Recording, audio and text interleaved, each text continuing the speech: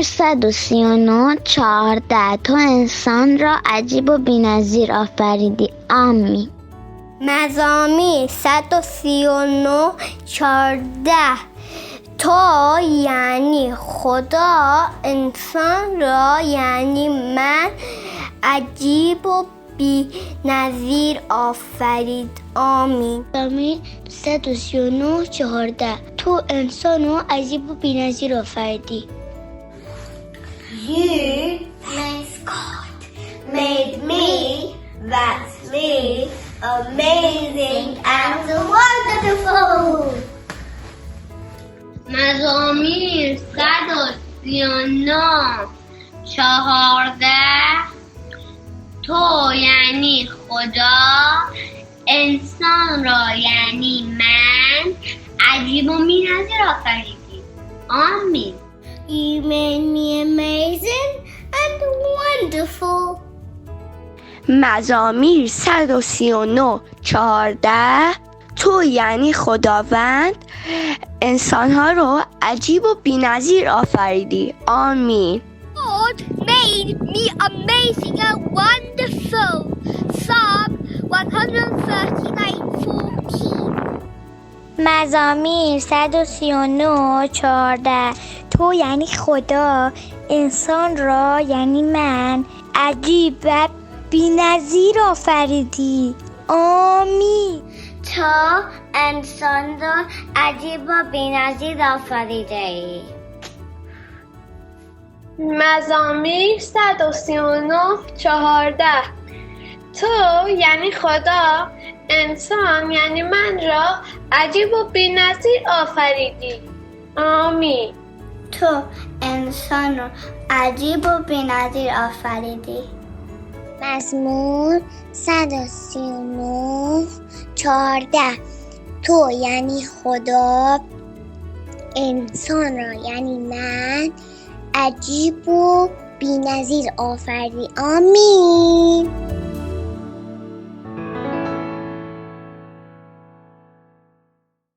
سلام بچه ها، فکر میکنین داستان امروز راجع به چیه؟ داستان امروز از اولین کتاب مقدسه، توی باغی که خیلی بزرگ و زیبا بود. میخوایم الان داستان رو با هم ببینیم، ولی بدونید که سیب‌های خوشمزه‌ای توی این باغ بود. من چقدر سیب دوست دارم. بریم با هم این داستان رو ببینیم. آماده اید بریم سفر کلام؟ 1 2 3 پاشو بریم دست هم رو بگیریم. 1 2 3 آماده ایم بریم با هم به سفر. خدا حقیقت هست، دوستم می‌داره، کلام او زنده است، به من راه و یاد میده. بیا بریم سفر، آیات یاد بگیریم، دعا کنیم نزد خدا، دست هم رو بگیریم، دست هم رو بگیریم. 1 2 3 یکی بود ولی تنها نبود. کلام خدا بیکار نبود. اولین زن و مرد یعنی آدم و حوا توی یه باغ خیلی زیبا که خدا برای اونا ساخته بود زندگی می‌کردن. اما شیطان به شکل یک مار بدجنس برای گول زدن آدم و حوا اومد. مار از حوا پرسید: آیا واقعاً خدا به شما گفته از هیچ کدوم از میوه‌های درختای باغ نخورین؟ حوا جواب داد: ما اجازه داریم از تمام میوه‌های درختای باغ بخوریم به غیر از میوه درختی که وسط باغه. اگه از اون بخوریم میمیریم. مار جواب داد: این درست نیستا، شما نمیمیرید. خدا اینو گفته چون میدونه وقتی از میوه‌های اون درخت بخورید شما هم مثل اون میشید و مثل اون همه چیز رو میفهمید. حوا سیب رو خورد و کمی هم به آدم داد. آدم هم از اون خورد. همون لحظه چیزهایی رو فهمیدن که قبلا نمیدونستن. یکی از چیزهایی که متوجه شدن این بود که لخت هستن. پس برگ‌ها رو به هم دوختن تا خودشونو بپوشونن. اونا تا به حال احساس ترس و خجالت رو تجربه نکرده بودن. پس به این نتیجه رسیدن که یه چیزی درست نیست. خدا آدم رو صدا کرد و گفت کجایی؟ آدم جواب داد قایم شدیم چون لخت هستیم. خدا گفت الان فهمیدید که لخت هستین چون از میوه درختی که گفتم نباید از اون بخورین خوردین.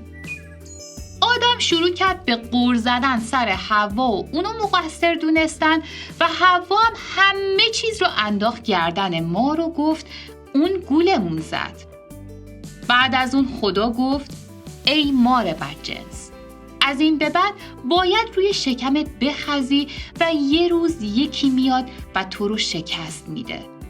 ای حوا، از این به بعد تو با درد و سختی بچه به دنیا میاری و تو ای آدم باید خیلی سخت کار کنی تا بتونی از زمین خوراکی به دست بیاری. بچه ها، بعد خدا برای آدم و حوا لباس درست کرد و اونا را از باغ بیرون کرد. خدا فرشته‌ای با یه شمشیری که آتیش داشت جلوی باغ گذاشت تا اونا دیگه نتونن به باغ برگردن. بابا چه سیبای خوشمزه‌ای. سلام بچه‌ها، داستان امروز رو دوست داشتی؟ من یکم ناراحت شدم برای آدم و حوا. خاله مهسا، آدم و حوا تصمیم اشتباهی گرفتن و خدا اونا رو از باغ عدن بیرونشون کرد. بله بچه‌ها، بله، ذره بری به حرف خدا گوش ندادن و کار خودشونو کردن و تصمیم اشتباه گرفتن. ولی من میخوام تصمیم درست رو بگیرم خاله مهسا. این داستان خیلی غمگین بود مگه نه؟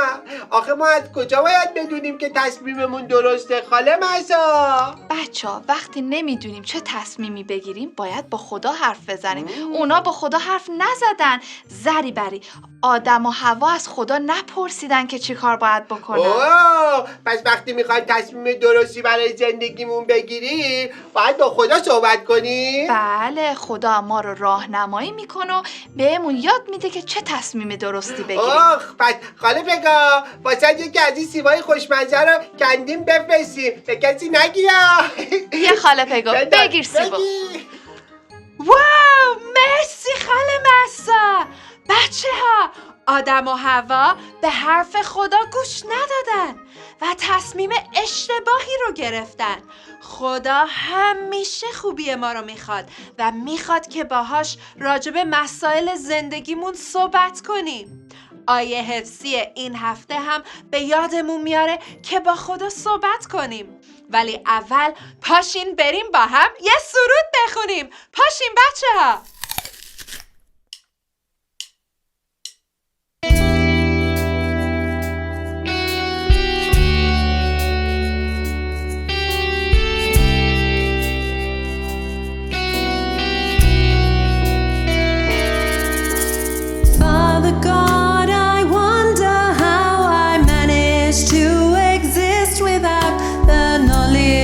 Of your parenthood and your loving care.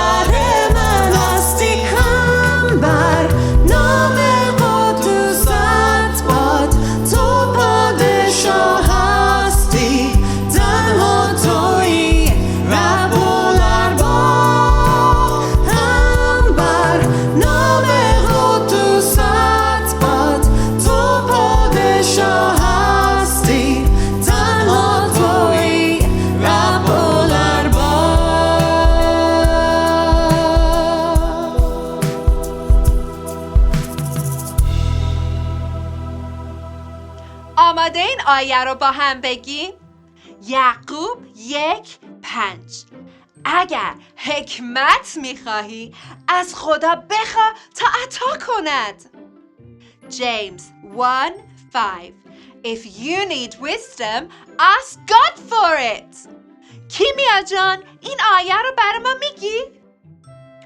بله خاله. سلام بچه ها. یعقوب 1:5 اگر حکمت میخواهی از خدا بخوا تا عطا کند. بیاین با هم دعا کنیم.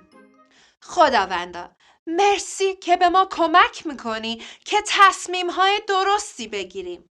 لطفاً به ما حکمت بده تا بتونیم کارهای خوب و درست انجام بدیم.